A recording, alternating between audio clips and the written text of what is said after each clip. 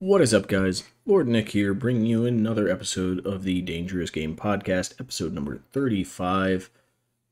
This one is promptly titled Probably Lots of Starcraft. That is thanks to Sark. If you had not seen in our previous couple of episodes, he has gotten back into it and has also managed to get me involved in getting back into it. So, what you been up to this week, Sark? You know what I've been up to? We hung out. Yeah, all pretty much every day was Starcraft this week. Yeah, we played Starcraft like every day this week. A lot. Nick tried to get better. Nick grinded, dude. You grinded so many games. How do you feel about it so far? To be honest, at least at the elo I'm in now, it doesn't seem that hard actually to get past it. Like bitching and moaning, I'm not, and it's not even like the opponents I'm against are really terribly difficult. It's my understanding of each of the different races that's been getting kind of rough. To have to learn how each of them plays. I feel like I can dominate a lot of Terrans in my elo. Like I feel like I'm gonna be a menace versus them. But I don't know. I've been enjoying it. It's been a nice, break to playing League all the time. Yeah, that's definitely been a nice break for me too. Yeah, I mean, I was doing better in League actually. I got up to 76 LP again, and my MMR is back to about 1900, which means I'm only about 50 MMR points away from being in plat again, and MMR wise. That's good to hear. And you won Clash, right? I looked at your match history. Yeah, we dominated Clash last night actually. We destroyed some random silvers and golds that were some reason in tier 2 yesterday on game 1. Game 2 was a lot of plats and we crushed them. Both games they refused to ban my rumble, though all I've been doing in solo queue has been one tricking rumble. And they failed to block that from me, so that was some free wins there. Game 3 they finally took it away from me. Their release got fed and then decided she was going to try to out farm a fiddlesticks. And yeah, so it just kind of turned around and we won in the mid game. So yeah, it was a really good Clash experience. It's probably one of the best nights of Clash I've had in a long time. Wait, what runes did that Elise go? I want to say she went Dark Harvest. Don't actually remember. Have you seen the new thing they're doing in Elise? No, I hadn't been looking into. Oh, she went Electrocute. Okay. She was doing the Night Harvester, and an Asher's build. Yeah, people have been taking PTA or Conquer on her for some reason. I don't know why. So I've seen the PT one. I saw an explanation for the PT one. I don't understand the Conqueror as much, other than Spider Form, but PT is because of Spider Form. So when you go into Spider Form, you repel onto the person, you auto Q, and he one-shots. Oh, I see. That makes sense. Yeah. And I mean, you could technically do it in human form too. It just is better in Spider because you get more attack speed. Yeah, the W active. But yeah, no, I haven't seen a whole lot of Elise's, even though I've heard she's like one of the best in the meta right now. And I have yet to see a whole lot of her.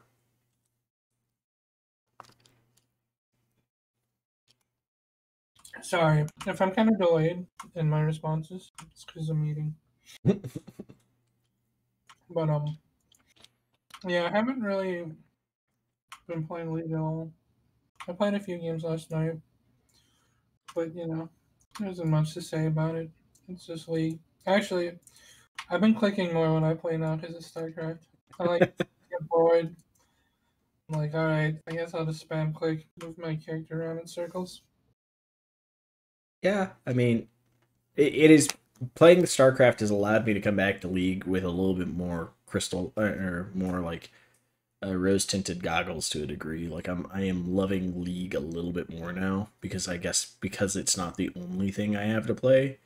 Like that ultimately I think is becoming one of the hardest things right now on PC for me. Is like I don't have money to buy a lot of the cool new stuff, and there's not a lot of free games that really interest me. And so I end up with just like League of Legends, and I don't really want to play CS:GO by myself. And Valorant gets kind of boring every now and then. And yeah, that's all I really have. Like I go to Apex, I get mad after a couple games, stop playing Apex. Like it's kind of a situation right now where League of Legends was the only game I had to play. So it's just been nice to have something to take me away from it for a little bit at least. And you know what's weird? It's the other way around for me, dude. When I'm playing League now, I'm just like, dude, this is so boring. I feel like I'm not doing anything. I guess. I mean, you got back into Starcraft like real fast. Like you like you didn't have any like usually when somebody's quit a game for a while, yeah, you can get back to form kind of fast to a degree, but like you got back to it like within a week. You got back to closer to your form than I expected. Did same actually. I thought it was gonna take me like a month to like get to where I'm at now, and it was like 5 days. But Jeez. yeah, I'm happy I got to silver 2 already. Like that was dope. I was happy with that. But I was real pissed that it started me in bronze 3. But then when you explained that the MMR there actually is just like we start you lower so that you have giant gains to see if you can actually, move your MMR up or not. That yeah, made it's way sense. nicer than League. You win like 2 games and you get promoted. Yeah. And yeah, playing League right now, it is a little frustrating when so like I've had yesterday I played 2 games of ranked. I think it was yesterday. Yesterday or Friday. Friday. Yeah, Friday. Friday night I played 2 games with '09. First game usual type of stuff with me and him, we crush it, we carry. The next game, like all 3 of my lanes get crushed like immediately. '09's getting camped by the Hecarim. Because our top laner pinged he was coming for an early fight to help me at the Scuttle Crab, and then just decided to keep trying to dive the Tryndamere. Um, like he didn't ping it off that he wasn't coming. He just kept pinging on my way, and I checked, and he was walking towards me at first. So I started the fight and almost killed the Hecarim. Well, when I's pinging, he's not going to be there, so I'm expecting my top laner to be there. Well, top laner doesn't ping off that he's not coming anymore, so I'm in the middle of the fight. I look up, he's no longer there, so I have to try to find my way out. And I'm being attacked by their mid and their jungle now, and I die. Like I had no way out at that point, and it was just like, oh, that's a little bit of an annoyance early on. It's not really the end of the world, but it's still annoying nonetheless. Thought I was gonna get double crab, didn't. Kept up ahead of him in CS, but bot lane was hemorrhaging. Like my bot lane was against Kog'Maw Brand, and they were playing Varus Lulu, and they got their asses handed to them. Top lane, after attempting that dive, gets herself killed. Starts flame pinging me because of it, which was super annoying because it's like you pinged you were coming to help me, and then you notice I died in Upper River because of you not coming to help me, and then you still proceeded to try to dive Tryndamere and died. Needless to say, she left lane 0 and 7, only having that one gank where she dived. After that, Tryndamere was diving and killing her on a repeat. If she was Yasuo, you would have won. Yeah, he chose Cassiopeia with Barrier Ignite top.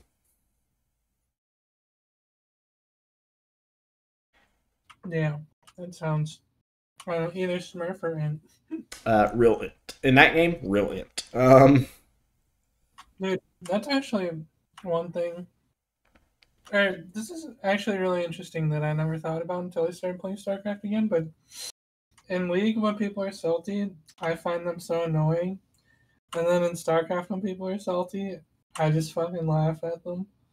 I'm like, please give me more salt, flame me more, dude. Like, So like, but in StarCraft, when somebody's salty towards you, it's usually because it's one-on-ones and you kick their ass.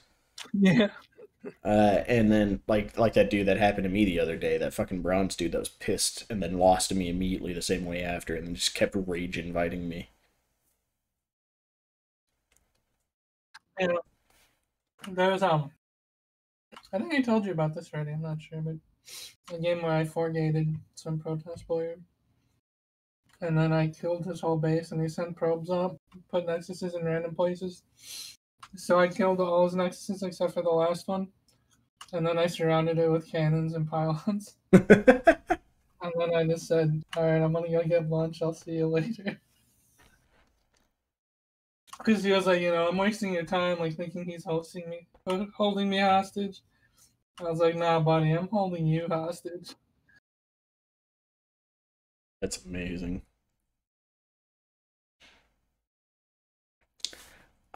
Yeah, I mean, I'm trying to think. But Like, yeah, I think it's because like in StarCraft, like when someone's salty towards you, you're right. Like usually it's because you won, and then when they're salty, it's like they're always salty in the same way, which is like, I lost to you, but I'm a better player than you or whatever. And it's like, yeah, bro, I lost. I Why mean, would League I care? has that salt player too, and those guys always their tears feed me. Like that is my sustenance. But like but there's a chance that that person's on your team, and that person annoys the fuck out of me. Because when I've watched, like when you're on my team and I watch you get your ass kicked because you're bad, or you're playing really bad at least, like it really annoys me when you start trying to insult the other person. Or the person that loves to shit talk because they beat somebody sometimes annoys me, depending on how they shit talk. If they're just shit talking like general bullshit shit talk, I don't care. But if they're just like, oh man, you're absolutely one of the worst, blah blah blah blah blah blah blah, and the person's like hasn't died at all, like they're just losing lane, it's like I mean, yeah, you're full of it. Like go fuck yourself. And like I'll tell them to do that because like that generally will help my teammates mental. But then there's that one fucking Draven main on your team that just starts flaming that person that lost lane, Yeah. even though he's like 0-7 on Draven, and it's like, all right, just shut up, dude. Like, Tyler one in a different elo. All right, get the fuck out of here.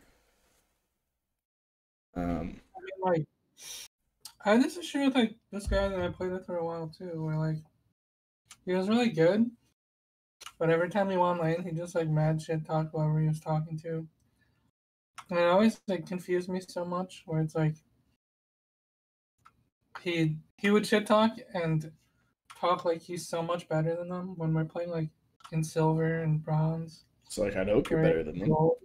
Yeah, like bro, that's like being proud that you could, that you're smarter than a third grader. Like it's nothing to brag about. Like Like I I don't get it, dude. It's like being proud that you can play basketball better than a guy with one hand. Like it's not an achievement. You're literally bragging about like being able to breathe oxygen. It's not an achievement. Yeah. I mean, I can't.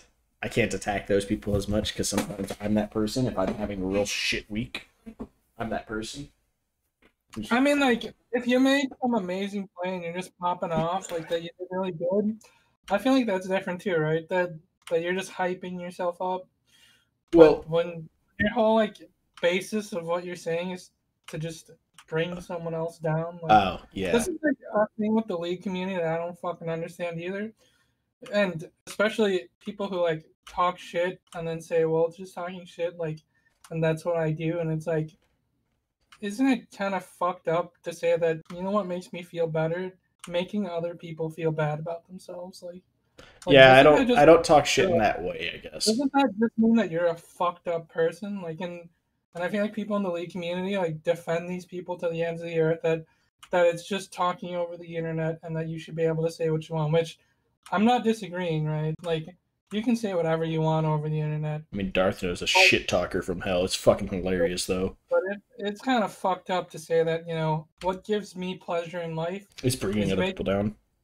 is making other people feel bad about themselves. So So like my shit talk, I guess, is different because I don't type it to them. I just sit here and I'm just like, what the fuck is this idiot doing? Like that is my shit talk. Is just like I do that with O9 a lot too. Like we'll be sitting there and it's just like, what is this moron doing? How is he behind me in farm? Why is he dying to me? Why are you even in this game? Like that's how I start shit talking. But like I'm not. I never type it at them. It's strictly just because it's like this is my kind of like hyping myself up sort of in a it's kind of like self-deprivating hyping up type of thing because I'm saying I'm bad but I'm somehow beating you. Like That's just the tone that I'm setting for it. And it's like I don't type it to them, but it's just kind of my mannerisms of how I talk when I'm in voice comms with somebody and playing. It's just like how are you this behind? Or just look, dude, I have like a 50 farm CS. I have a 50 CS lead on this fucker. Like how the hell is this happening? Like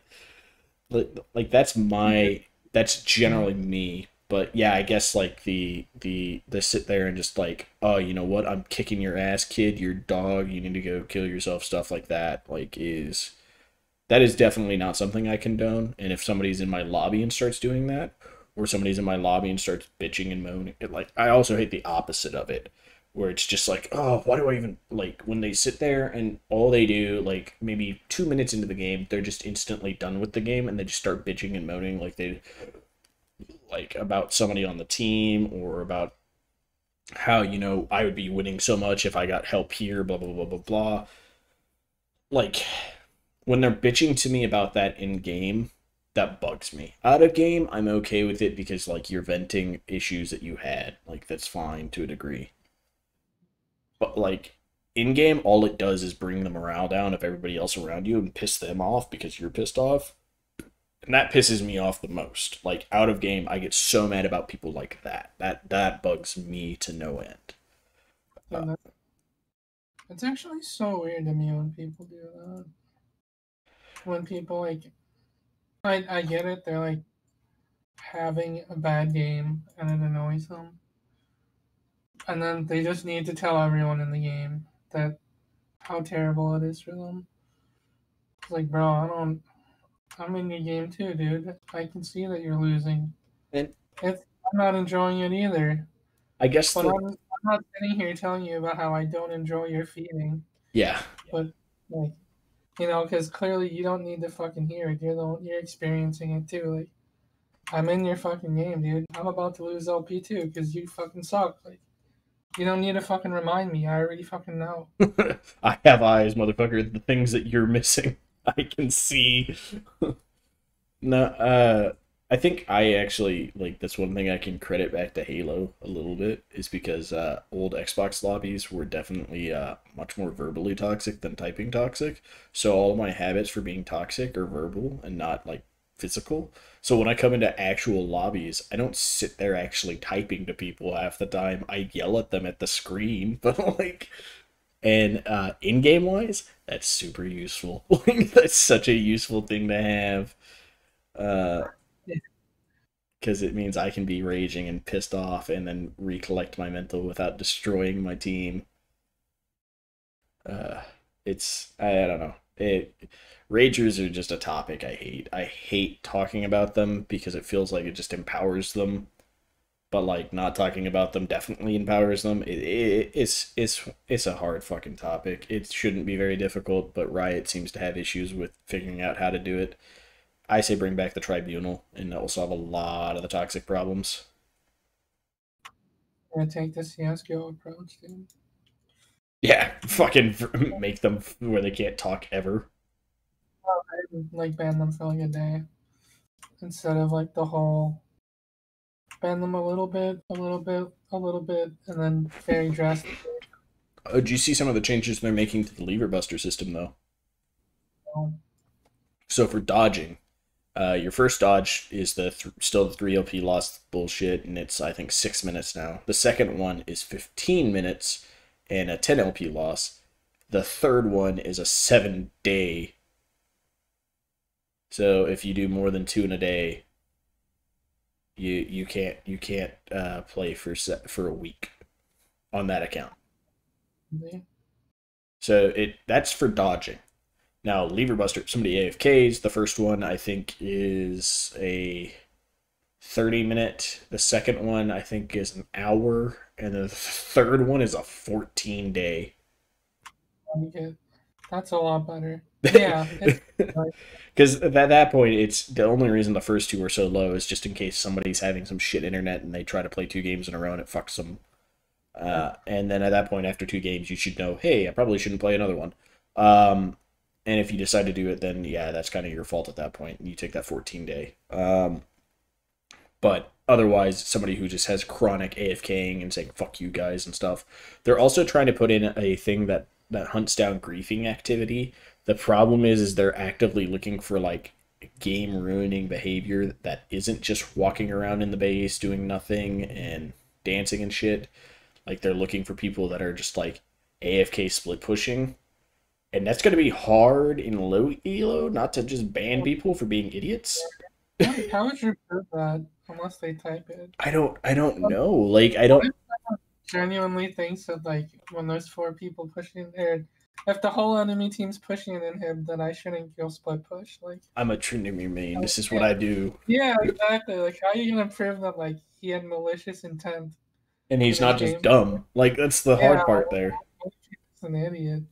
Like I Unless he like type something where he's like, "Nah, fuck you guys, I don't want to help." yeah. I mean it's gonna be interesting. I'm really worried about the as much as I want there to be like a griefer detection system. It's gonna be hard. Is there a reason why they don't want the tribunal, like something like that, where the community can just do it? Not a clue. I have no idea their actual reasoning for why they got rid of it in the first place. Other than they wanted to be more in control of their own game, I guess. But like they've taken control and done Well, nothing with it. I know there's definitely like a thing where people are mentioning that like people don't actually look at the logs and they just hit punish for like a majority of them or a Yeah. lot of them, which makes sense. But I don't know. I feel like that's still better than fucking doing nothing. Now you have Honor 5. You have the Honor system where it's actually kind of hard like for people to get Honor 5 apparently. I get Honor 5 all the time. I get it every season. I get it every season So too. maybe like if you have people that are Honor 4 and above, but I know tons of people that are Honor 2, Honor 1. Like I have a couple friends that are Honor 1 and I was like, "What the fuck behavior do you do?" Like stuff I would be punishing them for probably. But like if you made it so like people Honor 4 and above get to be part of the tribunal, like you're less likely going to have people that are just going to be like, "Oh yeah, fuck you, punish, punish, punish." They should have the thing like Dota where you can only report a certain number of times a week. I think that'd be really important too. But then like your reports have more impact. Do you get what I mean? Yeah, increase the impact of reports, decrease the number you get, and Yeah, the more actually proven your reports are, maybe you give those people more reports. exactly. Or at least give their reports more merit. Yeah, I mean, for a while there, I know that that was the case. That was something they were working on, and then they just kind of abandoned it. Like they just stopped. Like I think it was like season 7. They were talking about how they were gonna, based off of your honor level and how you're doing as a player, your reports will have more merit. And then they just stopped talking about it. And I don't know if it's something they still do. But I know they're also talking about revamping the honor system again because they feel like it doesn't do its job. It's like, no, it doesn't do a job at all, really. They should just take all the toxic players and put them in one queue. Oh, That's that'd be a convenient. blessing. That's what they do in Dota, and no one ever wants to be in that queue. Oh, God. I could just imagine so many people that I know would end up in that queue. And Yeah, I'd I mean, never see them again. Kind of okay with that, to be honest. it's actually really terrible because all those people are toxic and horrible to each other. And then the only way to get out is to not doing anything toxic and not get reported. But then they try to bait each other so they can report each other when you're stuck in it. It's so fun. It's a fucking pit, dude. Yeah, it's like, I may not be getting out, but I'm not letting you out either. I'm gonna ruin your game until you can't resist and type something, and then I'm gonna report you. It's actually so fucking crazy when I hear people talk about the Dota fucking low priority queue. Or when people talk about how hard it was to get out. It's like, yeah, I can't imagine. Speaking of low priority queue, there is still low priority queue in League. I didn't know Yeah. this was a thing. Turns out, so family friend's son plays League. He had me a couple years back. He recently graduated high school, and he invited me to join him and his friends. And I was like, yeah, sure. And he's like, oh, we already started queue. We've already been in it for 5 minutes, so we'll get you on the next one. I was like, why are you in queue for 5 minutes? You're silver. Well, one of us has low priority. I was like, oh, who? He's like, all of us. I was like, all of you? There's a 4-man pre-made. You all have low priority. And you're like, yeah. I was like, oh boy. Like, I kind of don't want to be in that group no more. Like, not gonna lie, don't want to play with you, buddy. Like, oof, that's rough. Like, how the hell are they that toxic? Like, Oh, no, no, no. That's not how League's low priority queue works. oh, how do you get low priority in League now? It's Lever Buster. Yeah, I wish low priority queue worked like that in League. No, that's not how it works. Old low priority did back with the old original honor system that they made. The only low priority queue I've ever heard of is the one where you DC, and it makes you wait. It gives you a longer queue time because they want to make sure that your internet doesn't DC. Yeah, it's never been where they put toxic people together. They don't even put low priority queue people together. Low priority queue just disappears after like 10 minutes. It just makes you sit there for 10 minutes, and then once your 10 minutes are up, then it puts you in the normal queue. Also, don't restart your queue because it will restart the low priority queue. You have to let it go to fruition. Yeah. God forbid if somebody dodges. Like somebody in your party dodges, it sets you back into the lobby. Like, son of a bitch. I don't know. I've never had low priority in League. I have had. Let me see. What was the worst punishment you've received in League? Have you received any punishments? Yeah, on Smurf, I got chat restricted. That's it. For 5 games. Back in season two, I got banned for a week. You're toxic. Legitimately, because I sent a message of I remember to this day the message I sent and why I was pissed about it. Uh, one of the messages I sent was to a friend of mine through a private chat to him of "I'll fuck your mom," and they some reason took all of your chat logs from it, and it wasn't even an in-game log. By the way, this was literally a private message, and it showed up on the report. And it's like you've left X many games in a row, and you sent a message like this, and it's like, what? And I went back to the guy, and the rioter's like, oh yeah, this is a fuck up by the tribunal for sure, but I can't do anything to help you.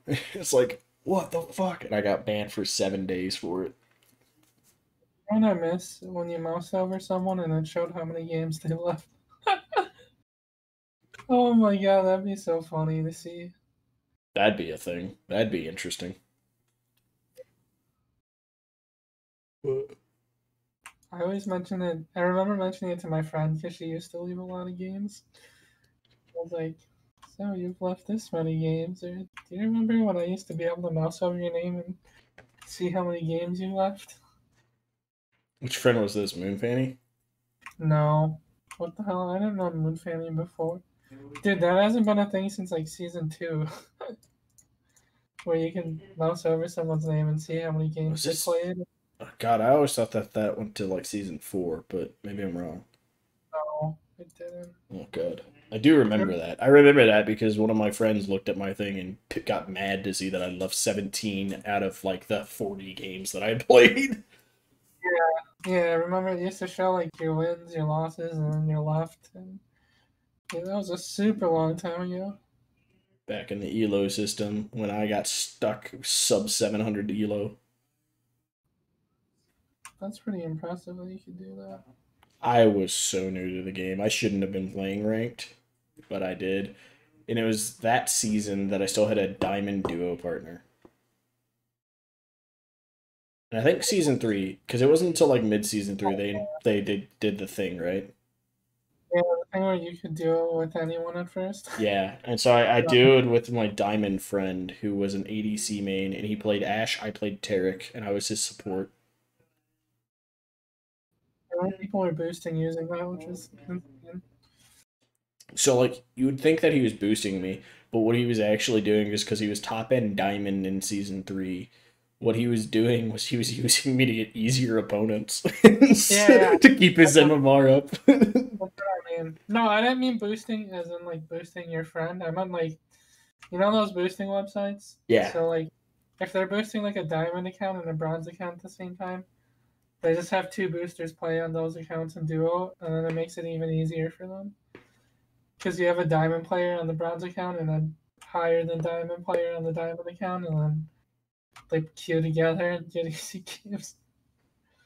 That's actually insane. I never would have thought of that until someone told me about it. Then I was like, oh, that makes a lot of sense.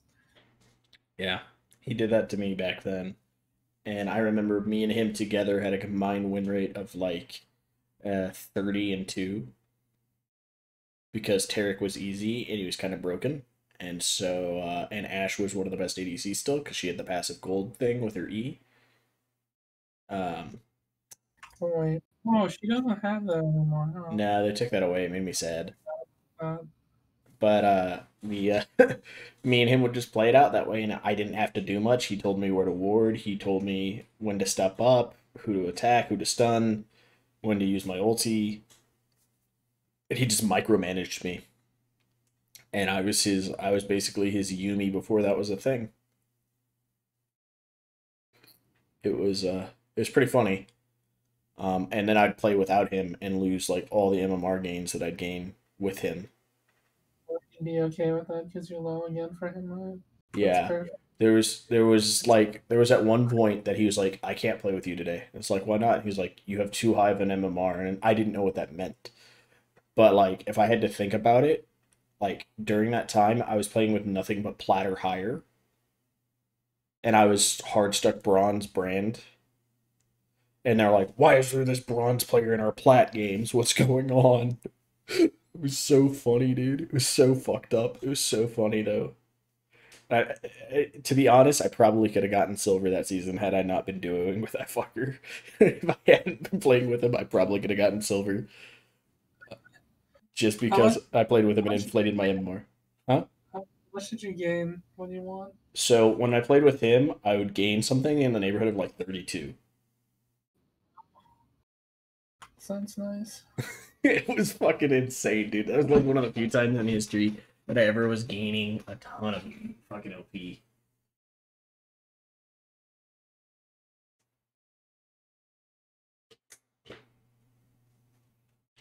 Sorry, had to kill a spider.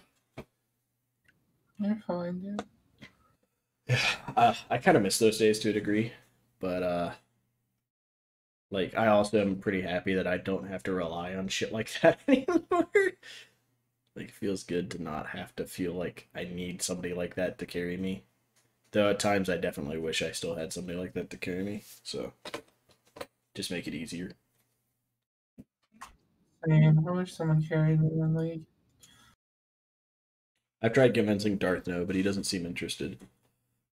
I don't think Darth no plays league anymore, does he? He'll get on from time to time. He plays more TFT than anything with his like 9 Smurf TFT accounts. Wait, he played some games a month ago. What the hell? Yeah. Occasionally, I can also draft him into playing some normals with us if he's on. But he works Oh, too he much. played with you. Say what? Oh, I said he played with you in his last game. Yeah. I can convince him to play from time to time. It's not that he hates the game. He just also just doesn't have time. Yeah. He's working a lot now, so but I saw that you wanted to talk about the coaching thing. Oh yeah. How'd that go, dude? How's your little bronze buddy? I think the first session went okay. I haven't really been checking up on him recently. I guess I should check up on his account to see how things are going. So How often are you guys? we're gonna meet up once a week right now. Yeah. Um, and I'm gonna try to aim up for not Wednesday this week because I have D&D on Wednesdays and I didn't think about that, and he has to have it like right as we were supposed to start D&D, so that kind of sucks. So let me take a look at. I want to look at his account real quick, see if he's been listening to what I told him to. So interesting thing about this bronze player, he is platinum in Overwatch, platinum in Apex. So he's good at the shooter aspects, I think, of the games. Because he comes to League, and he's not actually bad per se at League, but he's definitely missing some core stuff. But yeah, so he's been listening to my recommendation, which is dope. Which is play more normals, practice some picks, figure out what you want to make your kind of three that you want to stick to. If you're going to play solo queue, play at maximum 3 a day. And he's been doing that, and his win rate is a lot closer than it was before. He was at negative like 25 games. He's now only at negative 17 games. Dude, that would have been so funny if you told him all these things to do and then he just didn't do any of them. Dude, that would suck. That would You be check his abysmal. mastery, he pinched like 10 games in one day. He has played a lot of different champions still. That being said, he has also gotten two different roles. But in support, he is kept predominantly to Maokai. It looks like he's experimenting with a few more, which I was okay with him experimenting right now and just kind of come to terms with what three he really wants to make into his pool. And then kind of focus down on that. But his win rate seems to be getting better. When I first looked at the page, when he sent me his OP.G and I first looked at his page, he had like nothing but like out of his top 20 games, I think he had like 11 losses. So like he was losing a lot more than he was winning. But if I look at his past handful of days, he's going pretty close to like 55 or about 60%, right? Like he's winning two, losing one, winning two, losing one, roughly. So that's pretty good. It's a noticeable improvement. On top of that, when I was looking at his history, he'd played so many games of Alawi, I thought he was going to tell me he wanted to be a top main, and then he told me he wants to be a support main. Of which I was like, well, shit. Well, that's not what I was prepped for. So I kind of winged it a little bit on who I told him to play, who to play, and stuff like that. And I told him, feel free to like experiment around and find and see if you can find yourself a duo you like to play with too. Because some of the picks you want to play, like Nami and stuff like that, Nami's good, but you need to. That's going to be playing around your ADC more. You know, if you want to take it into your own hands, play. Nami can solo in lane. Nami's an animal support. Yeah, she could solo in lane, but what are you going to do with that after lane if you don't have another teammate to play around? Like every support champion. No, there's some that can definitely get by on their own. Pyke's kind of good at getting by on his own. Seraphine can kind of cheese it a bit. Bard's really good at roaming. He plays Alistar, so it's like Alistar's really good at doing stuff like that, of where he can kind of take over a lane or just roam and take over the fucking rest of the map. Like, so I was trying to express, like, there's different ways that you can look into it. Because he has a lot of games.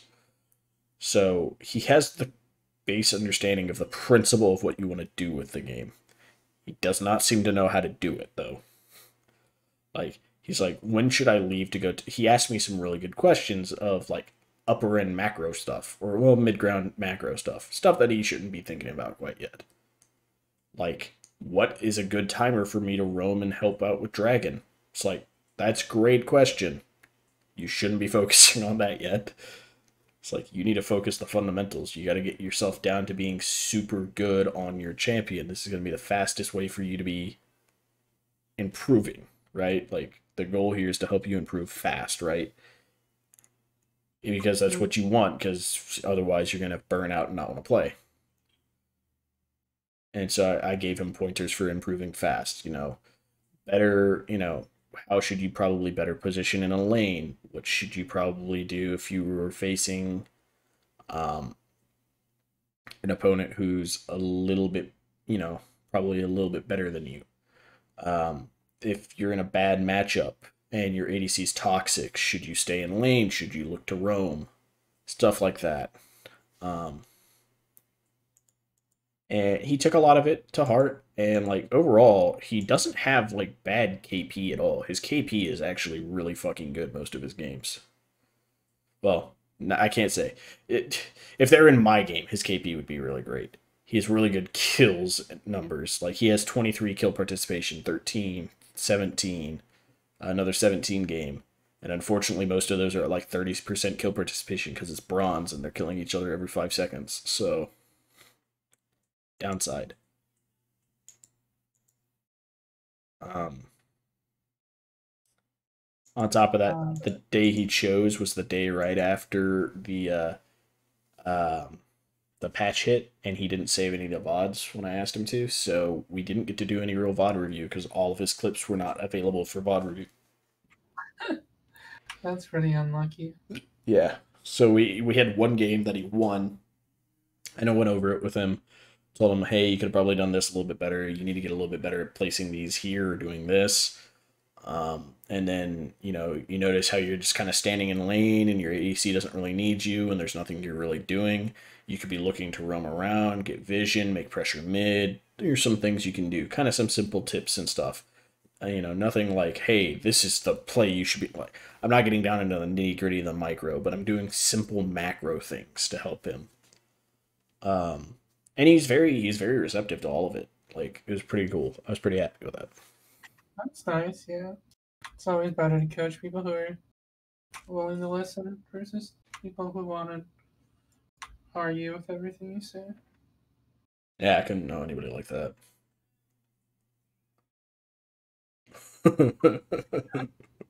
Yeah. But I mean, I'm hoping that this turns out well. I have a want to become more than just a bronze coach, but I felt like if this could start going well for me and I can actually improve this guy to where he's climbing, um, then I can also, start offering it out there for people to, as like, pay for it type shit. Like actually do it as kind of a side hustle gig shit. And offer it free to him so that I can make YouTube videos out of it. And Someone paid for me to coach them once. I totally forgot about that. how'd it go? It was really weird because I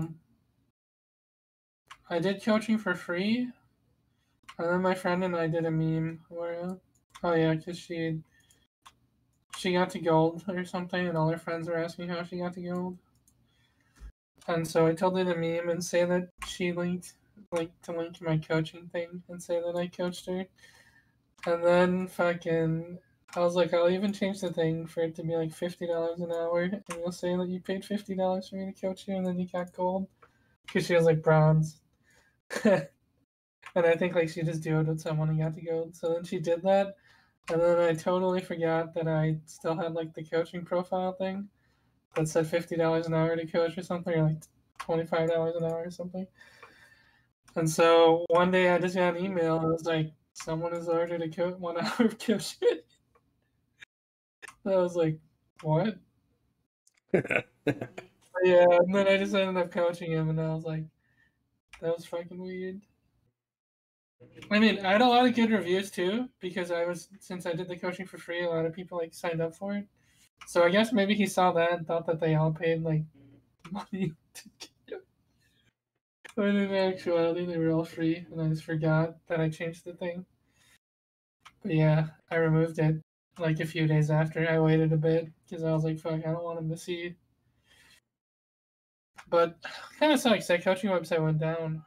There isn't really any league coaching websites anymore. Not any good ones that aren't like also scam sites now. Yeah, the old coaching website I used, like anyone could sign up to be a coach, and then it let you do it for free. I Versus now, where like they need you to be like some really high rank or whatever. Yeah.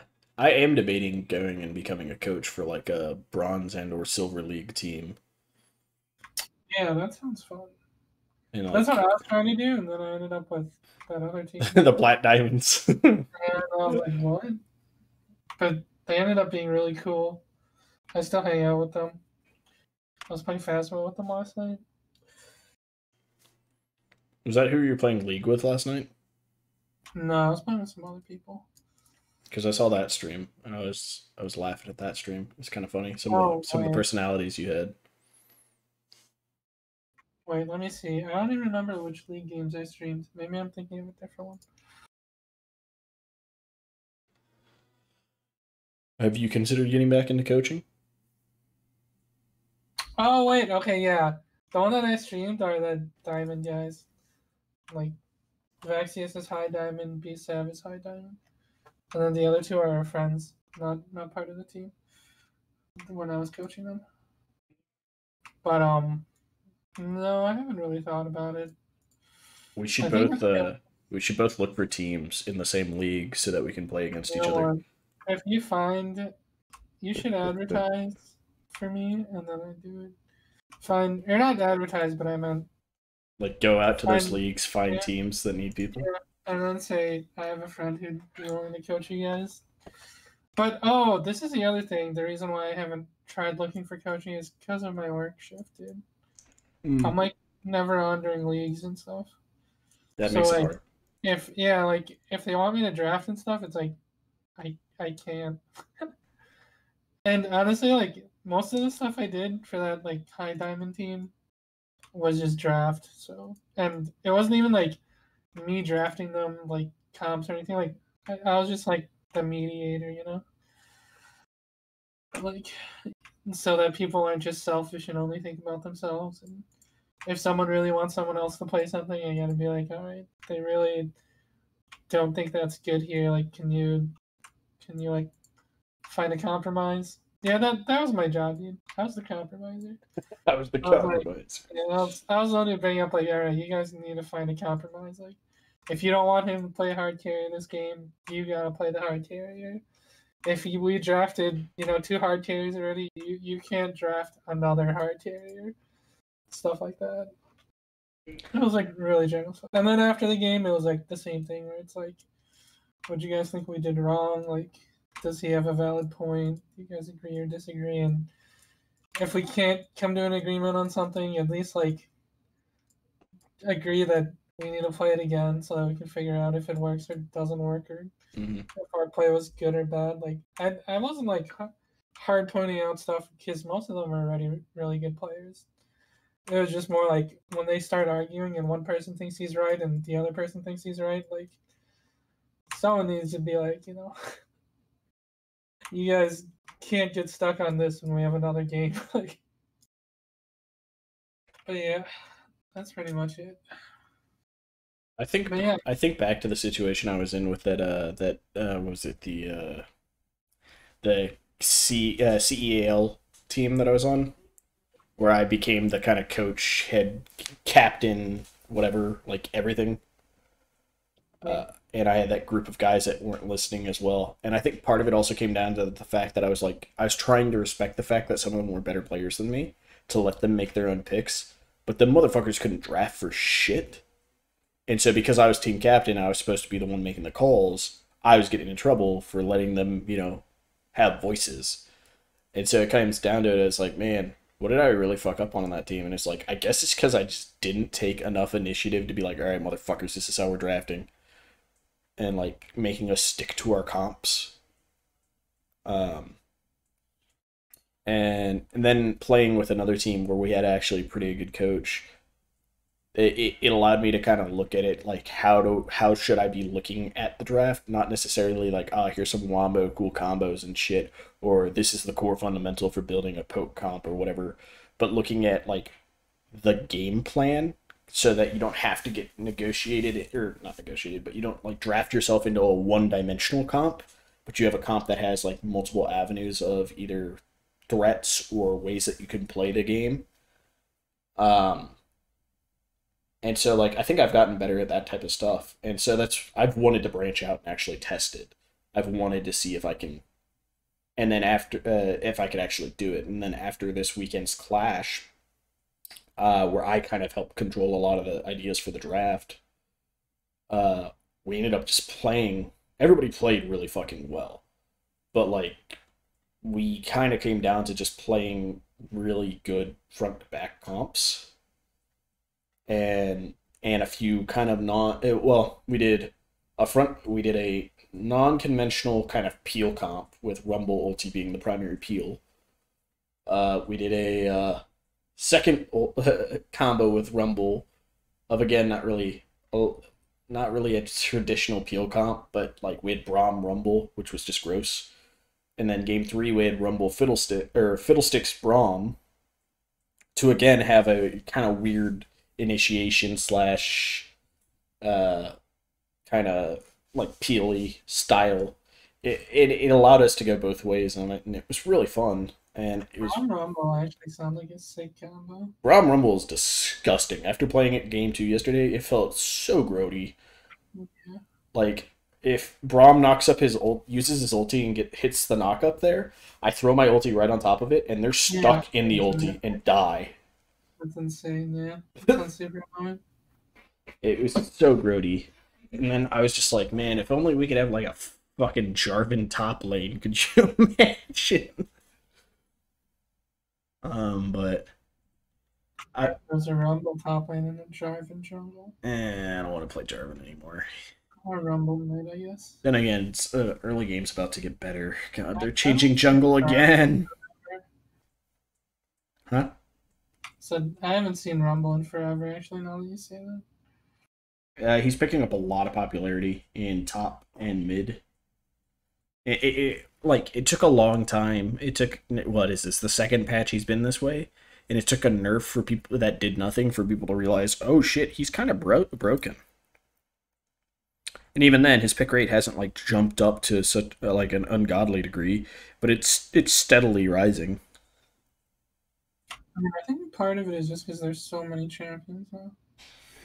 Oh, actually, and I guess it's because Hecarim is so popular. And even with that nerfs, Hecarim tank is still a thing.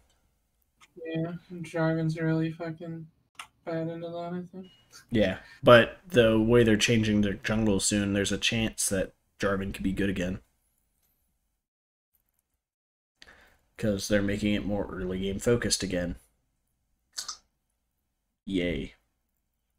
So all the camps are gonna be harder to kill, but they do less damage. Um, Oh, that's kind of nice. they're reworking smite, so also when you smite a crab, it gets rid of the shield instantly. Um, and then also smite will start at 450 damage, and once it upgrades to the next version of smite, it goes up to 900 damage, and that's it. It's just one of those two modes. That seems so weird. I don't like it. Like, the first change I heard that they were going to do was going to be 500 and then 1,000, and I was like, I could kind of get behind that one a little bit. It feels weird, but I can kind of get behind it a bit. And it comes down to, anybody can really kind of risk it for a smite fight now. But it also feels like a nerf, because, like, oh, cool, I'm outpathing and outplaying my opponent. I shouldn't be punished for them not knowing how to do stuff, but also it feels bad in those situations where my team makes it so that I can get punished, and then now there's no way for me to get back. And I'm just a useless member of the team. So, like, in some ways, I can see it because of the coin flip nature of the game. This is a change that's kind of needed to kind of take away from it. But it also just feels like there's some skill expression, like it's torn. I'm torn because I'm on both sides of this, because I've been on both sides of it, where it's like I can't do anything because this guy's team is too coordinated and my team doesn't give a shit. And then on the other half of it, like, I'm dominating these fuckers and I don't want them having this comeback XP coming back. Oh, also comeback XP is coming back, but only until I think it's at level 7, I think, or some shit like that. And or no. So you get 40 extra XP if you are below your opponent. You have to be below the average level of the game by 1 level. So if the average level is 4 and you're level 2, you're going to get an extra 40 XP per thing that gives you XP.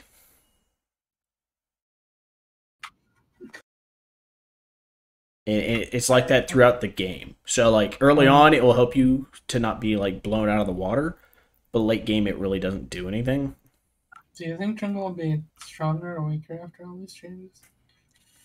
Stylistically, for me, I think it's going to be weaker. Oh, in general, like the whole game. In general, Or will it not really change that much? I don't think the power level of it's going to change too much, but I think the play style is going to change a lot. And those people that were much more aggressive, early ganking, constantly going for kill junglers are going to do better. Just because the meta is going to be shifting to that a little bit better with all these type of changes. And bad junglers are going to get better. Like, people who are bad at jungle are just going to be better. Like, which kind of sucks for people who've spent time getting good at jungle. Riot's adding also indicators to tell you basically how far you can leash a camp before it starts losing aggro, which is neat and shitty because good junglers know that already and bad junglers don't.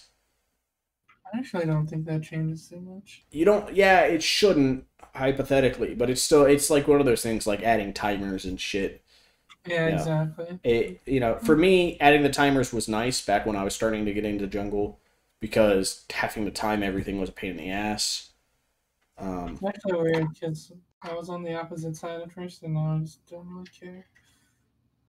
yeah, Where like it sounds like originally it didn't really irritate you that they added timers and stuff to make jungling easier, but now it sounds like it annoys you that they're adding that range thing to make jungling easier. And I was it like, annoys me just because of the reasoning for it. Like if they were just trying to say, "Hey, we want to make it easier for everybody, and this is a thing we think would just help everyone," cool. But they're specifically doing this to try to get more people to join the jungle who are bad at jungle, which is neat and shitty because it's just like we're trying to baby-proof the jungle for new people, but we're not giving any new ways for people who are good I to mean, express skill, right? Like, I feel like if you were good, the jungle timing thing was dumb too, though, because you already timed your own jungle yeah, camps. yeah, if you're good, it doesn't matter. And I mean, even with this, it still doesn't really matter. It feels really bad that it's like they're trying to baby proof the role, and that's the part that bugs me. It doesn't bug me that like, oh yeah, more people are gonna get to play it and stuff now, but it just bugs me that it's like this was a hard role and like that was kind of cool, but now it's a lot easier. So it's not as cool to me because it's like I spent all this time learning this shit and now it doesn't matter as much. Like, which is why I could kind of see the arguments people made back in the time for getting good at jungle timers. If you were good at it, like, cool. I spent all this time learning this skill that now doesn't really matter anymore. Yeah. Um, I mean, I don't feel like the range of jungle camps really matters, though. I don't think many people like reset their camps that often, or like more than once, and then they're like, "Oh, okay, now I'll probably never make this mistake again." Because I I'll know how occasionally like reset my camps by mistake, but that's generally when I'm like trying too hard to look yeah, around. but it's not like something where it's like, well, now I won or lost the game because of that. No, Yeah, it's just all these, but they're making so many changes to the jungle that that's what bugs me as well. Is like this one small minute change on I its don't own know. wouldn't bug me. If it was just it by itself, I wouldn't give a shit. But like they're changing the meta of it again. They're shifting every bit of the power of it again because they're like it's too powerful, but nobody plays it. It's I like actually agree with that. I want them to nerf jungle so that people stop flaming me. I don't know. I feel like jungle's nerfed enough as is to a small degree. It's just that there's two champions that are just like obscenely strong in it. But I feel like Riot's over ability to kind of over nerf shit and overpower shit they're overplaying the cards. They're doing too much all at once, like all the time. Like if we just spread it out to where it's like we get a patch a month, maybe. Like I feel like that encourages the player base to actually understand the game more, right? Like you have to learn shit more. Having a patch every 2 weeks feels more or less like okay, especially for jungle this season, especially like it's always been a joke about jungle, but this season it's changed how many times now? We had the preseason change into the season beginning change into a couple patch later change, and now we're about to have a mid-season change. That's 4 times this season jungle has changed drastically meta wise.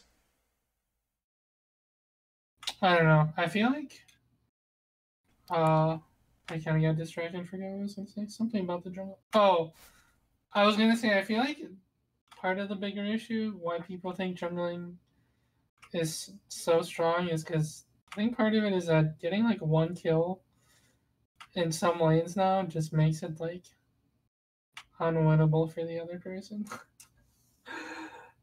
in certain matchups. And it's really it makes it feel like the jungler is like really impactful because if he ganks once and you die, then you just like lost your lane. But I feel like that's more of like a matchup slash league issue, not like a jungler issue. Do you get what I mean? Yeah, jungle is Like the scapegoat. It's still a yeah, scapegoat. like there are some lanes where literally I gank once, we get a kill, and then I'm like, all right, I never I'm have not. to go back there again. Yeah, literally he won. Or he should. There should be no way that he loses that lane now, because he's so far ahead off that one fucking kill. And like people think that like because of that the jungler is like OP, but it's like I agree that he influences the game so much because of that, but that isn't because he's so strong. It's because if he gets anyone like one kill, they just fucking won the lane. And And I, it feels like the only way that you come back is if you're like way better than the other guy. and I think a big part of that problem comes down to one tricks, right? Like I think one tricks really are a big. I'll explain this a little bit more in a second. Just follow the water. My throat's getting dry. But I think one tricks are a big part of that because they can't counterpick, right? You play one champion, you have no ability to counterpick. So if you get a bad lane matchup, like, and then that person gets a kill against you, you never get to do anything against that person again. And like people are so inclined to just, and not like I'm not any worse, but I'm playing an OP pick right now, so that's fine. Um, like Rumble doesn't have a whole lot of super bad matchups other than like Morgana, but that's just because she can block some of my damage and my slows. Um, but like people are picking really bad lane matchups, really bad lane assignments, really bad lane partners. For instance, in bot lane where you're not doing with them and you just don't give a shit about what each other are picking. And then it's like top lane. I don't know how to play most of my lane matchups with my champion, but I only really want to play this champion or that champion, and I don't know how their lane matchups go. I just like the champions. And like after a certain elo, people should be able to learn these things. These are something that we used to have to do back in the day, right? Like you used to have to know your counter matchups. You used to have to know your different like lane, how your lane of partners would play, or your opponents would play, and that was a lot of the bitching people used to have. But now you can kind of get past it just by getting a kill, like you said. Like it's so snowbally, it's so easy to just get a kill and just take over. And I think a big part of that is also just like as a whole, the community has lost a lot of this ability to understand their lane matchups, understand counter picking, understand these things that used to be kind of like fundamental and integral pieces of League that are now more or less seen as, oh, well, only the pros really need to do that shit. I don't know. I feel like it was kind of like that before. I don't think it was that bad. Or, okay, maybe it's just because we played differently, actually. I think that's the bigger thing. Because I never really cared how my laning partner played as AD carry, and I never really learned matchups really well.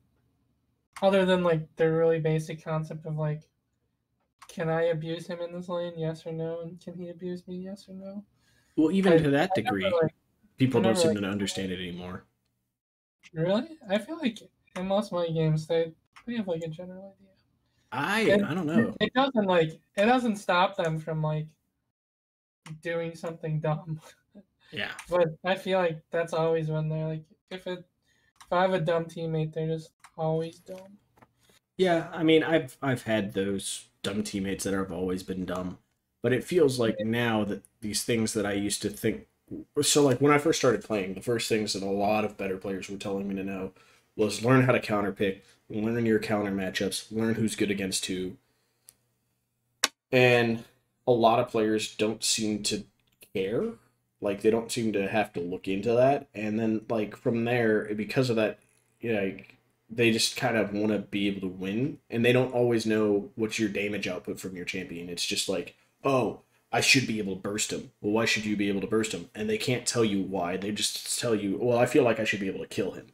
And then they go in and they don't do enough damage, and they're like, I don't understand how And come I can't kill him. And it's like, because you don't understand your damage numbers, you don't understand your spikes. I feel like it's because a lot of the way people play League is like how you play Starcraft, and that's why it's.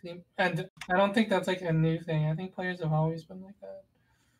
It feels more prevalent these seasons than it used to. Like, I mean, everybody's always been kind of bad at League. I mean, that's just always a static thing. The most of the community's been kind of dog at the game.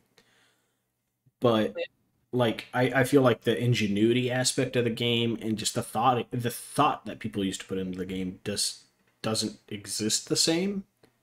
Like, well, this is what the guide told me to. So like this season specific, actually, something specific to this season, you should be changing your item build slightly, right? Like you should be changing your build path depending on kind of how you're going to be playing your champion.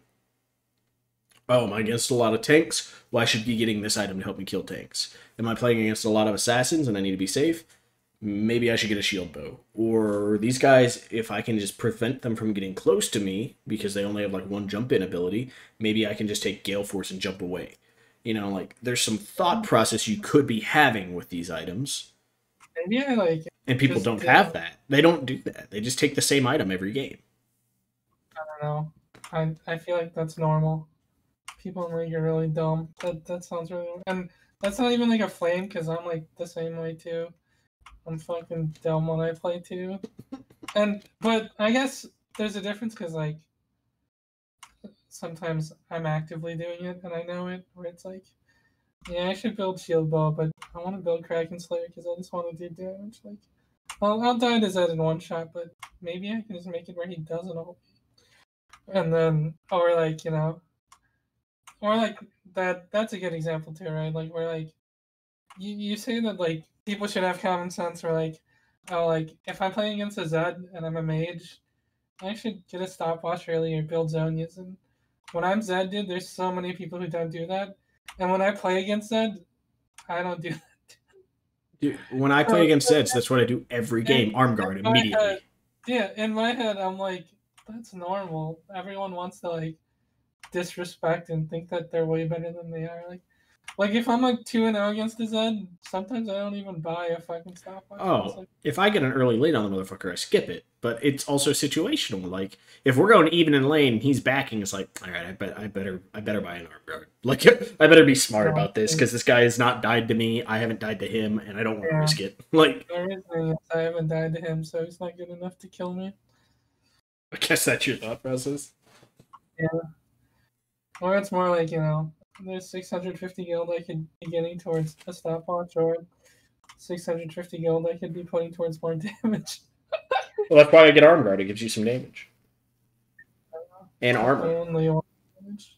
But I don't know. I feel like it's normal to It feels worse this season, I think, because there's so many new items, though. Like, and people didn't take time to understand. Like, they don't oh, understand their builds. They just look up. Oh god, the I MOBA guess fire thing is getting worse. Like, it was kind of a meme for a couple seasons, and now I've generally met people that legitimately go to MOBA fire for guides. I'm like, that hurts me. It hurts me in my soul. Like, I guess I'm not really critical of it because I don't look at builds or anything too often either. So it's like I I don't know if someone's really optimally or let's say even for example they're like playing a really like tanky healing comp and no one builds a what's it called? I feel like that's just normal anti heal. yeah. So It's like like everybody should build anti heal if they have a ton of Healy, but people don't.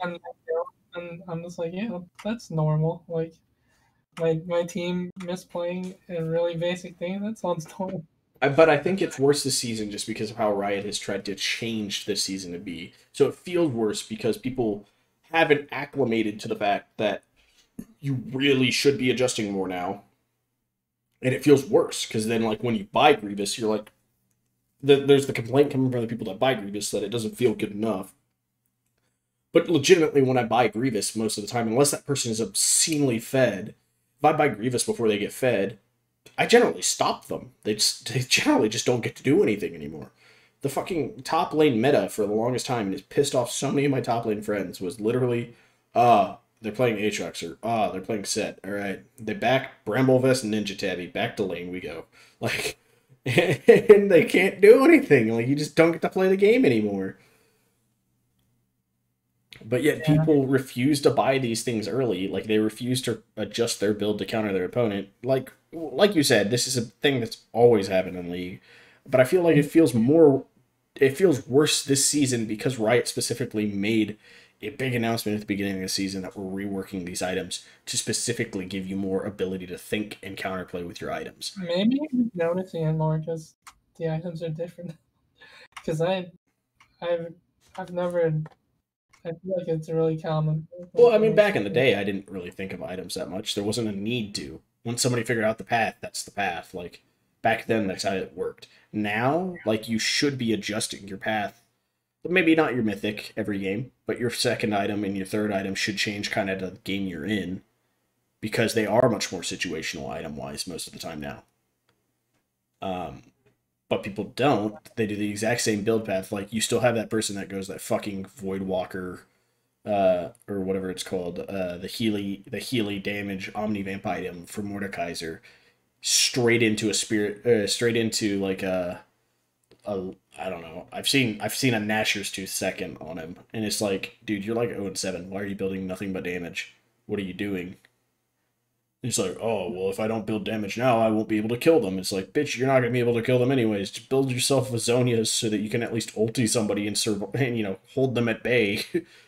Like, hold them hostage for a little bit. That sounds normal too. Someone who fell behind, still building damage. That sounds cool. I don't know. It feels worse to me this season than it has in previous. Like, a lot of things that were bad about the community just felt like I guess they're amplified I this season. never played as much as you, so maybe I just never noticed. Yeah. I don't know. I have also seen more people complaining about shit that I've been complaining about for years. That is like that previously they're like, oh yeah, that's not a real problem. Only you see those problems, Nick. And now they're all like, I see them now too. And it's like, yeah, fuck you guys. Like I've been dealing with this shit for forever. Uh,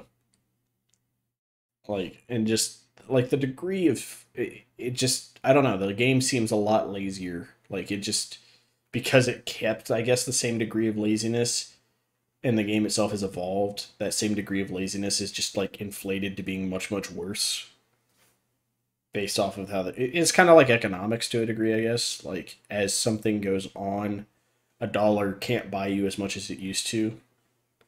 So the laziness that you have from back then can't do as well as it did back then. Thing.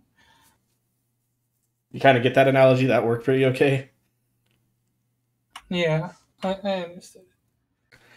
Um, I don't know. That's just at least that's another one of my pet peeves, I guess, for the community at large.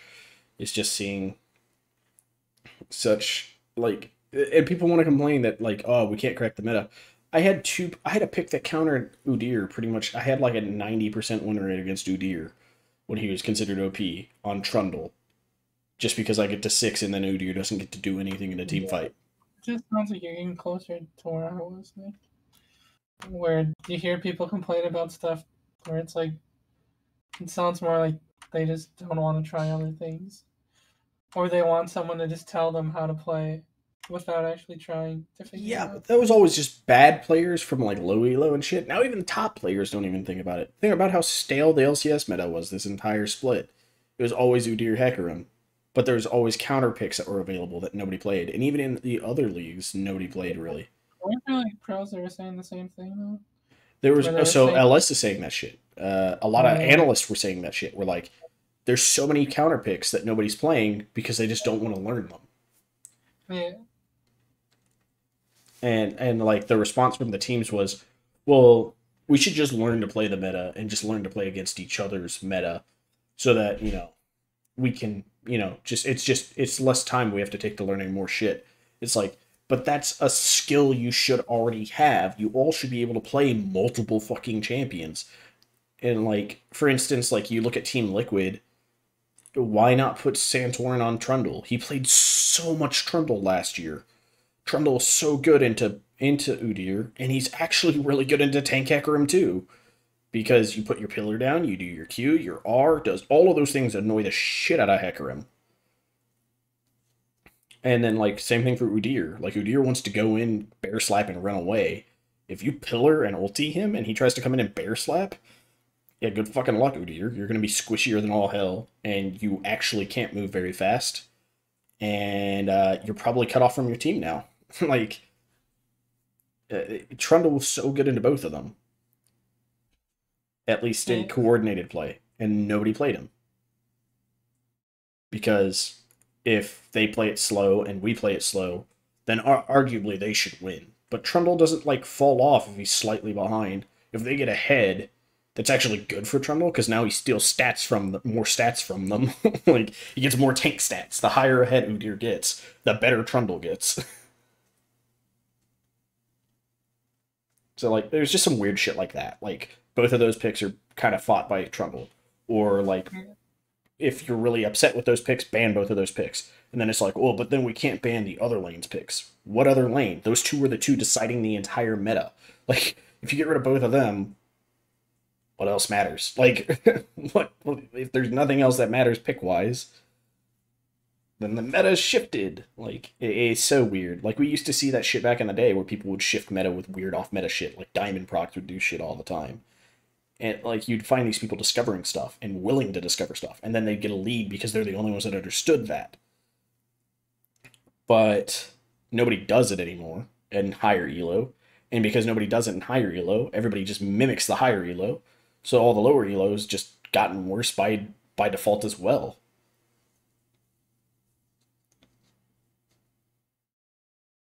I think it's a big issue. I think it is. I think it's a degradation of the league community, to be honest. I think the idea that, oh, you know what, LCS could eventually catch up to these other regions is kind of bullshit if we just keep doing the same stupid shit. Like, we're making more problems than we're fixing. Right? Like, there was these things that, like, okay, they're starting to promote the amateur leagues, they're starting to make it feel like those teams can compete. Shit, one of those teams just won the academy slash amateur tournament, which was dope, kind of, to watch. I mean, there is viable talent there to a degree, but we're not putting any money into making that more profitable for teams or more recognizable by the community as a whole. And then the teams themselves aren't even trying to adapt and overcome and learn and become better teams. They're just trying to mimic more, which just in turn makes the lower elo mimic more, which just means that there's less people that are going to climb to the top of the ladder with their own ability to understand the game, which just means you're going to end up with more people like Viper going into the LCS, not doing well, getting kicked out. And then having actual coaches that find out how to actually make him play well outside of the league. And then you're going to force those coaches into the league, and then you're going to just force them to do the same thing the previous coaches did. And uh, I think it's a vicious cycle that NA is kind of just perpetuated into making into worse and worse and worse each year. I feel like you're overthinking this way too much. I don't know. I feel like in this type of situation, you kind of have to overthink it a little bit because, like, there's a systemic problem somewhere. And if you think it enough, you can find all the logical problems connect to each other there. And it's not like it's a huge stretch to say that these things are feeding into each other. Because one of the biggest things when you ask a person, why the fuck are you doing that? And their response is, Koreans do it. That's a response you get through solo queue throughout all of time. But then you also used to get people that were like, oh, I'm trying a new build that I've thought up. You don't see that anymore. I'm one of the few people that I ever see that do that anymore. I feel like it's the other way around. If you don't do something that everyone thinks is good, then they're gonna tell you about how you lost the game because you did something that was off meta. They are, but but that's their excuse for why, it's not that bad is this is a Korean build. It can't be my fault. They use it as an excuse for even when they're playing bad. Well, it's not the build's fault. Obviously, you Yeah, guys just don't know how to play around me for it. It's the yeah. same. It's the same excuse. That sounds like a normal league thing too, though. It is. Like But your team's gonna blame excuses. you if you do off meta. But if you do the meta shit and you suck, you're gonna get blamed as Oh well. no, I'm at the part where you lose, but it's never your fault. Oh yeah. It's never your fault that you did poorly at something. It's someone else's fault. I don't know. I don't even mean that just off of um, just off of the fact that they're not trying to build or something. I meant what you're saying. I feel like is a normal league thing too, where you think that.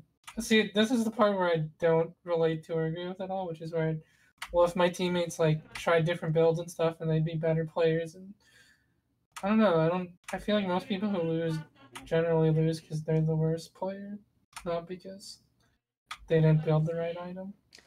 I think a problem that I have is so it's not necessarily that they're not trying new items, but they're not trying to figure out how they like to play and adapting to that, right? Yeah, You're and I just feel like following the meta, and if you just follow the meta but you don't understand the meta and you don't understand how to play that and you don't play that way, you're just handicapping yourself.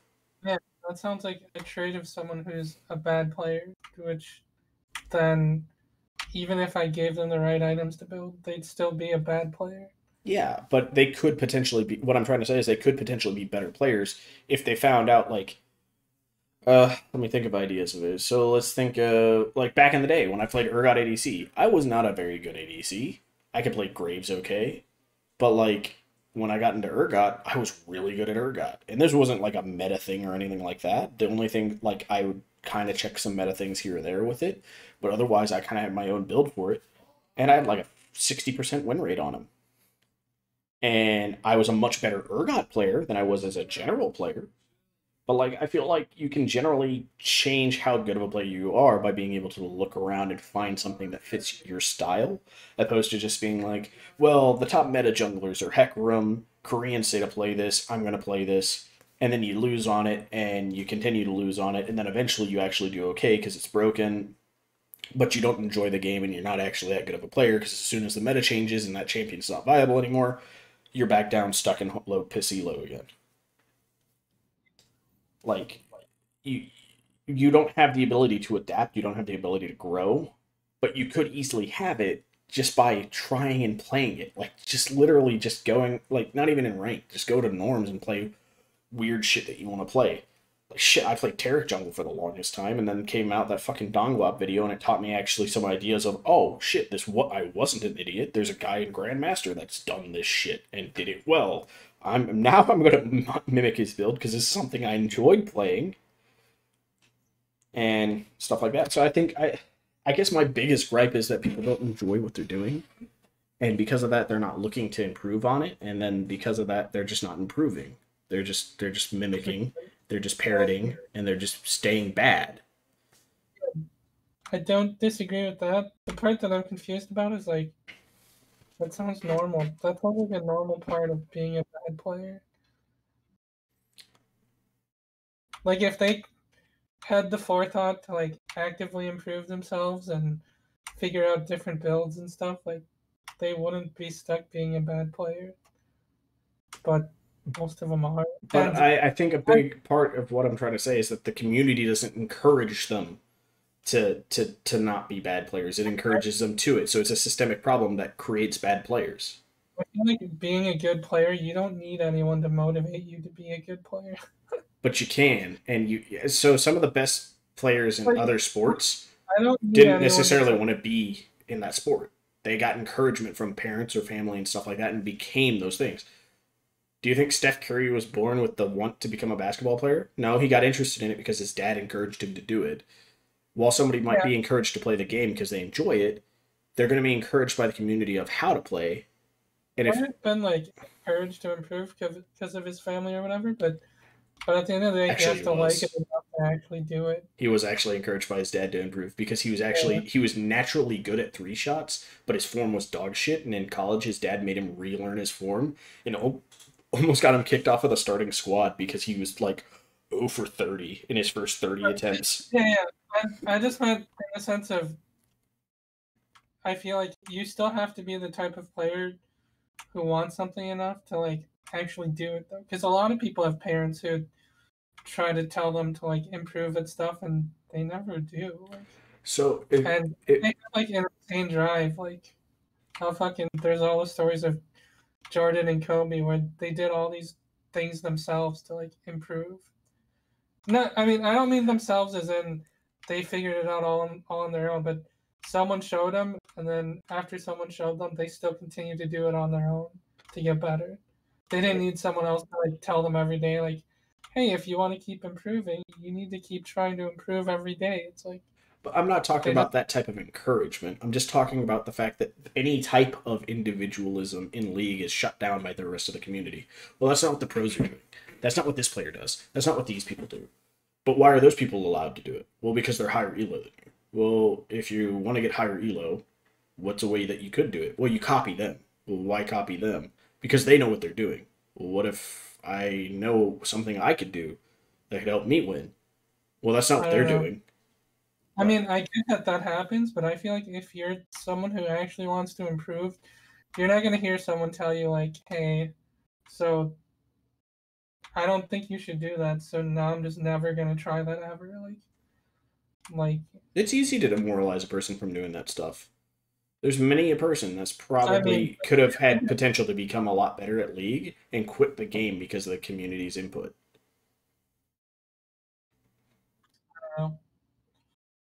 I mean, I'm sure there are some people who didn't reach their peak, but because of some negative experience they had. But I feel like most of the people who like get these extreme achievements in anything, they don't do it because someone else told them or gave them positive or negative reinforcement. It's more like they just wanted something really badly and were willing to practice every day. But I think it also teaches subconscious bad habits. The way the community is teaches subconscious bad habits. It makes it a lot easier for even top end people not to reach the potential they could hit. Just not necessarily because, oh, this person's telling me I'm bad and I can't do these things, but they get it in their mind subconsciously that this is how the people that are good get good. And so they grind for this one thing, this one way, and they get close to that level, but they're not on the same level as some of the other pros. Think about like some of the top Korean pros. They come up with shit on their own half the time because they're still encouraged by the system they're in to innovate, adapt, and overcome the shit. North America, it is definitely top end. You know, people generally get better by doing the exact same things people before them did to get better.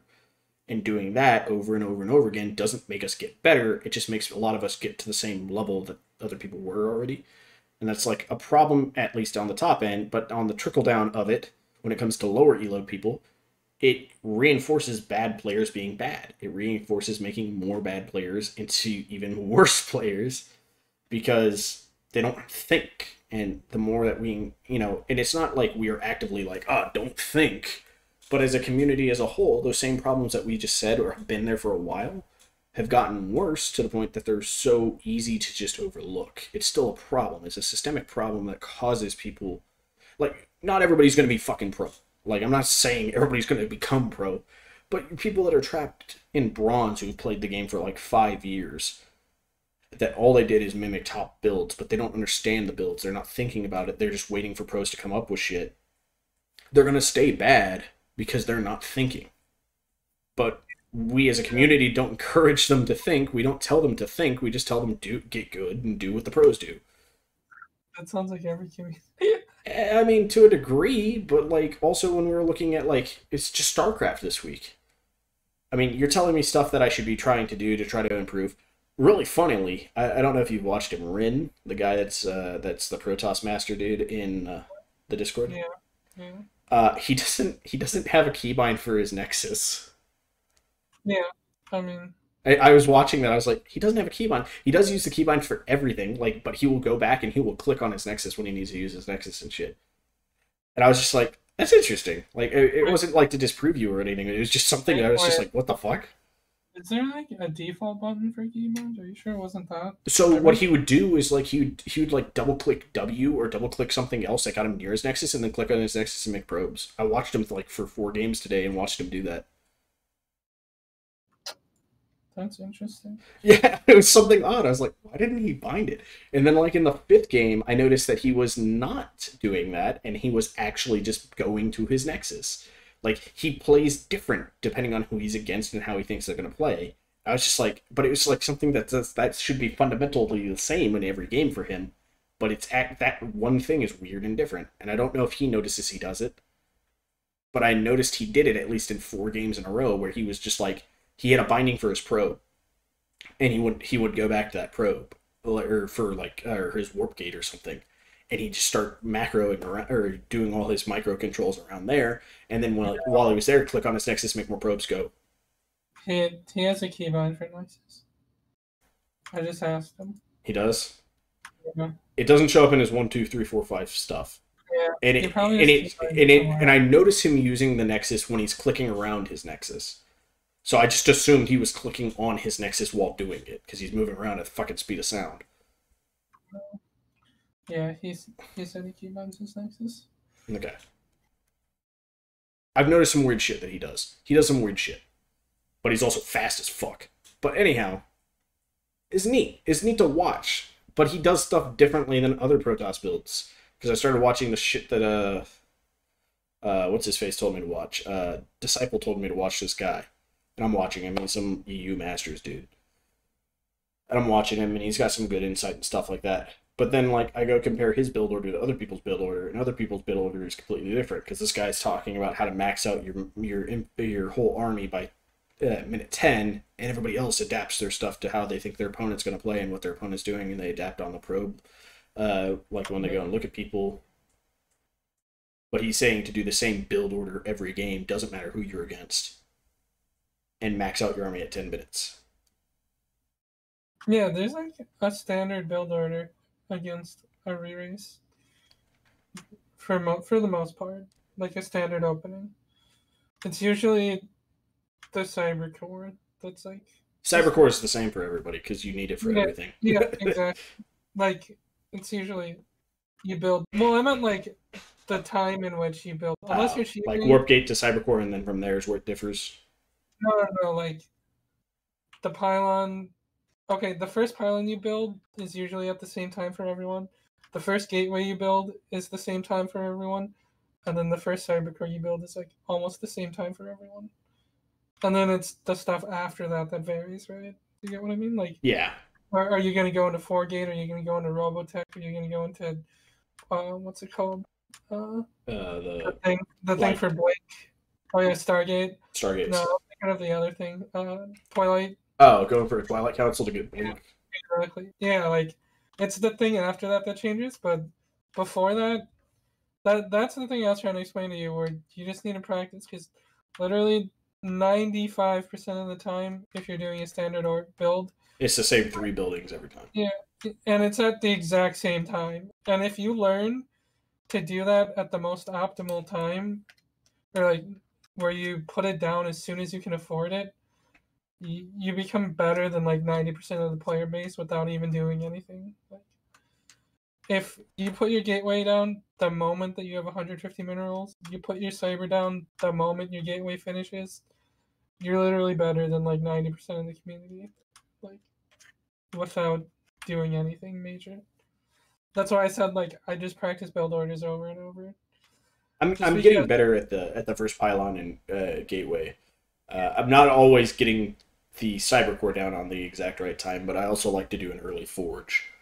Oh yeah, and the other thing is that the amount of gas you want is really important too. Yeah, I've gotten better at doing uh, the pylon into the gateway. Right after the gateway, I generally have 75 extra. I put down my simulator and I get my probes going, and then I make another probe. And usually when that Uh, warp gate is yeah. that gateway's down, that probe goes off to a scout. The other thing is that you should always be making probes. That's I've how gotten you. better at that aspect of it. I haven't used the key binding as well as I wanted to. The last 2 games I used it intermittently, but I hadn't been using it as I've been using the E macro for it. Like once I'm in it, I've been using the E more, but I haven't always been using like 4 key to get back to it.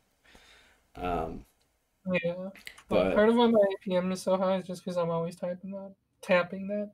I always tap one to go to my probe, four to go back to Nexus, tap E, go back to my probe, spam Thorn, tap one four E over and over and over. Other than when I need money to like build something, but then I'm still tapping forward to see how far along my probe is, because I don't queue up the next probe until the probe that's currently being made is finished. That way, I never have minerals that I have sitting around waiting in queue. also something I've noticed, a lot of guys on the Discord server hate Toss. Yeah, everyone hates Toss. They're like, oh, they're the most broken one. And it's like, I honestly feel like they're not though. So I don't know. Like I feel like once you're good at Zerg, Zerg is the most broken, but it is definitely the highest floor. Yeah, I think Zerg is the hardest to play. I think Terran's Easiest.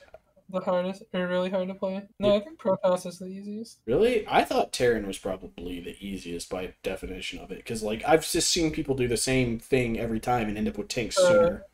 the really hard part about Terran is if you lose a fight, you're not like the other races, because they have to slowly make units. Their units trickle because they come out one at a time and they have to be produced slowly. Yeah, Like like if you lose a fight as Protoss, you can warp in like 10 units at once.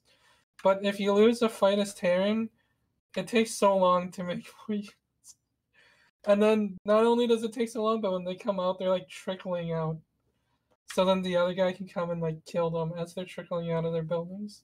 The trade-off is their units are generally Yeah, hardier. their units are stronger. Yeah, their units are stronger. Like I'm their not. tank, if they make another siege tank before I can get into their base, that siege tank can blow up half my army, and I'm like, fuck, and I have to back off and rebuild. It depends like how late the game is too. Yeah, Um, I was thinking more like super late game, like when you have like 15 oh, gateways. I think Yeah, anybody really loses it at super late game if you wipe an army. Like if you wipe all well, my archons super late game, I'm fucked. It doesn't oh matter that no, I can make a lot of Templars. I'm well, I fucked. don't like if there's a fight where we both trade pretty evenly and we both lose a majority of our army. Protoss has a pretty good sense of like if you upgraded warp or your gateway units pretty well, you warp them all in so fast. And then Zerg has like the same thing, right? Because their larvae are like fucking limitless late game pretty much. So they can produce like so many units at once, but then it's like Terran has both disadvantages. Like they have the disadvantage that they have to produce out of buildings instead of larvae, like Zerg, where they can stock up like a million larvae. And then they also don't have the Protoss advantage where you may not be able to warp in like how he has 50 larvae, you only have like 20 warp gates, but then your warp gate like fucking immediately warps them in. And And then they're generally stronger than whatever the Zerg can get right there and uh, then. but the Terran has like both issues. He doesn't have he has to have production buildings, and then his production buildings have to wait. So like The only thing that I say about that then is that the Terrans can also upgrade their buildings to shoot your shit really hard. Like, yeah, yeah, like the the solution to that, planetaries are disgusting. the solution to that, Nick, is just to kill everything else around the planetary because the planetary can't move. That one game that you lost to the planetary, you Dude, could but have all just of his shit was right on the planetary. It was so hard. the planetary's range is like the same as the stalkers, so it can't protect the building from shooting your stalker.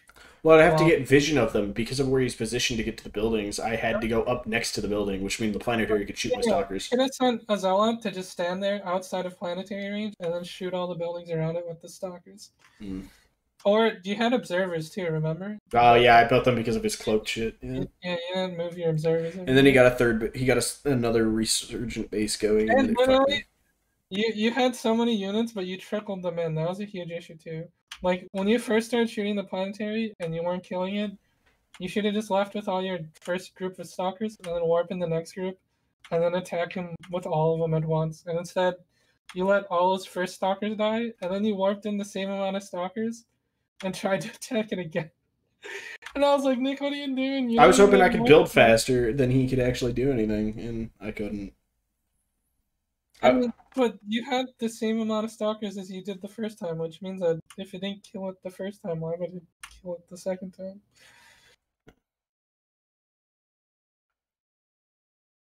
yeah. But yeah,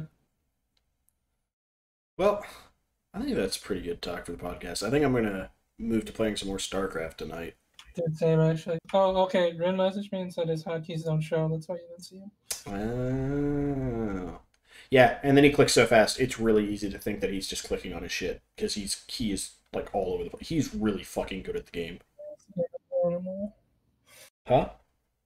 Said he's an animal in StarCraft. Yeah, he's fun to watch actually. In terms of, and also I was able to ask him questions, and he was perfectly fine answering them, which was pretty cool.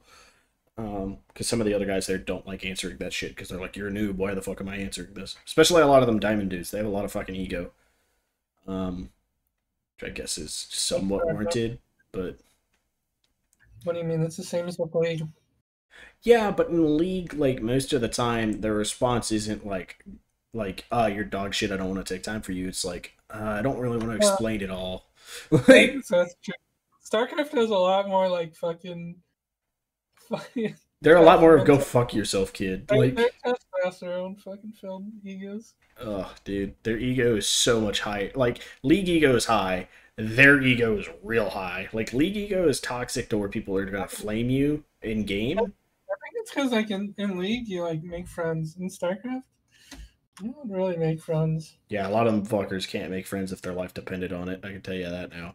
No, I meant like you're not playing StarCraft to make friends. You're That's what I playing meant. it to kill everybody. Yeah. To be like a fucking amazing player. Got a 1v1, yeah. And the only reason why you add people is to practice with them.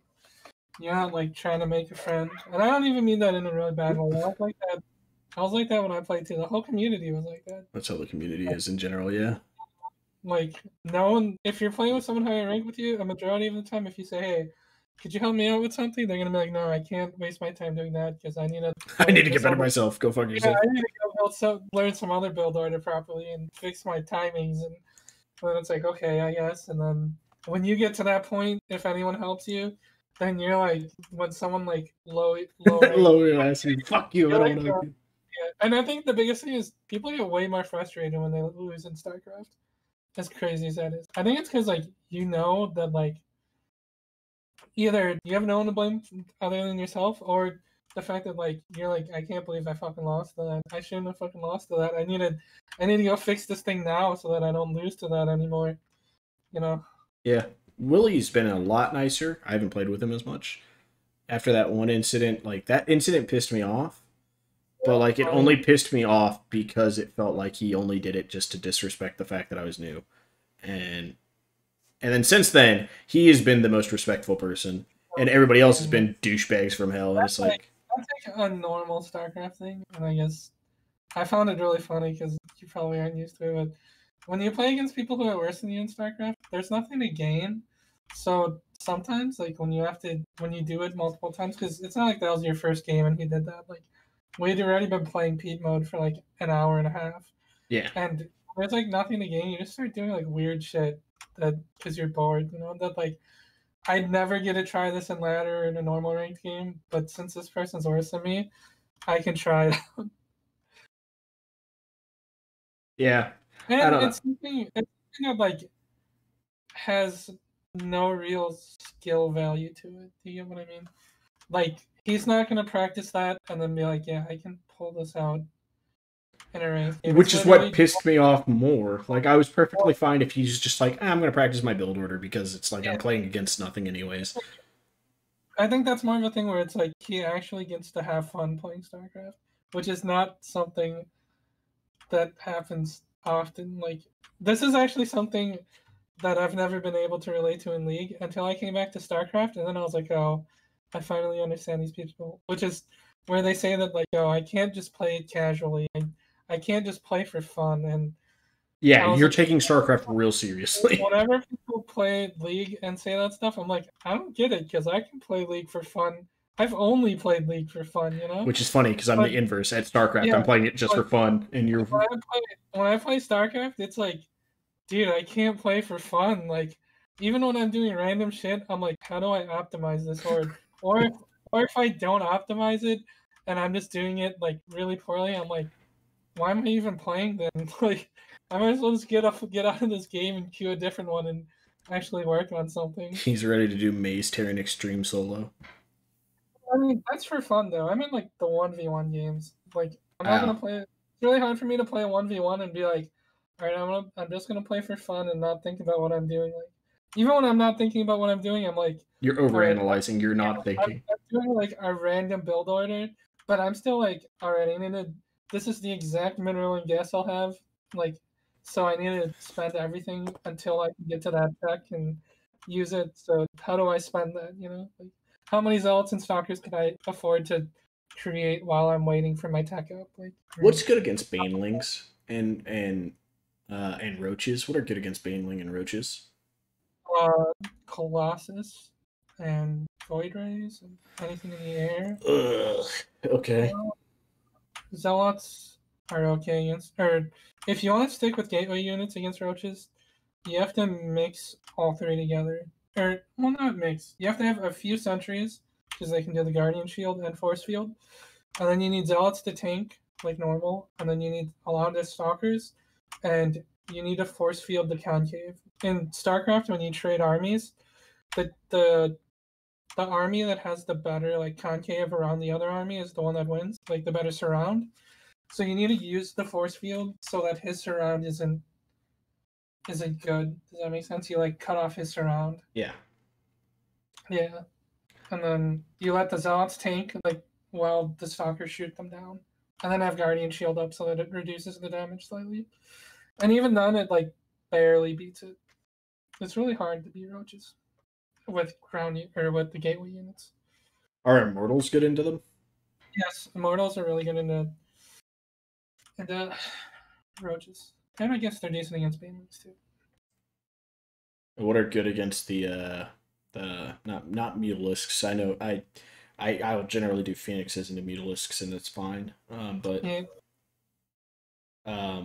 fuck, what the hell are they called? The robotic hydralisk Unit Colossus or disruptors. disruptors. Okay. They're robo like the robo fucking units. Other than immortals, immortals are really bad against them. There's like there's two types of damaging units in StarCraft primarily, which is high DPS and squishy, or slow attacks but tanky, and you just need to pick based on that. So most of the units that you're having trouble with are high DPS squishies. Like Because there's so they, many of them. so the counter to that usually is uh, tanky tanky units that do splash, like Colossus and fucking. Do void rays splash? No, Void Rays suck against cheap, like high attack, squishy units. Because the Void Ray takes too long to attack. What about oracles? What are oracles good for? They're harassment and like high DPS squishy. They're mostly harassment though. They're not really good in like an army fight. They just fly around and kill drones. Oh, and they have like that little thing that reveals, like it puts a little marker, and then they have another little thing that's like a trap, and when the opponent walks into it, it pops and freezes them all in that spot. Oh, so you could go drop that on somebody's drones or probes or something and freeze up their supply. Usually, like you put it between your army and theirs, or you put it like outside of your probe line, so that if he tries to run lings or banelings into your probe line, then that stops it, and then you can go and kill them. Neat. Yeah, it's usually like the entrance to your base is where you put those traps, but people don't use it for the traps that often. They usually use it for the it like kills drones really fast or workers. So you fly to the mineral line and just activate the little beam, and it kills everything. Cool. Well, we are approaching on 2 hours on the podcast, so we're gonna call the podcast here. Me and Sark are probably gonna both go play our StarCraft games. I hope you guys enjoyed this podcast. I know it's kind of very scattered, but I felt like it was a pretty solid conversation. Um, And like 2 hours, it's actually insane. yeah. At first, I was like, "Man, it's kind of a slow start," and then we really got into it, and it went on for a while. Um, but I hope you guys enjoyed it, and I hope to see you guys in the next video. Thank you so much, and if you're on stream, feel free to hang around. I'm probably going to stream the StarCraft games. So, goodbye to YouTube. Hello, stream.